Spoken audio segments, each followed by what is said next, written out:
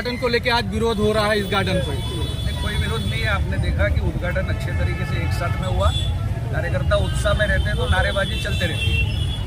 नहीं, कहीं न कहीं इधर देखा जाता है कि मनसे और बीजेपी और शिवसेना का दोनों बोर्ड लगा हुआ है। क्या कारण है कि कहीं न कहीं इसमें लोगों की उद्घाटन को लेके एक ईर्षा है कि हम उद्घाटन अच्छे काम होने चाहिए। महानगर पालिका अच्छे काम कर रही है, जिसके कारण यहाँ के लोगों में उत्साह है।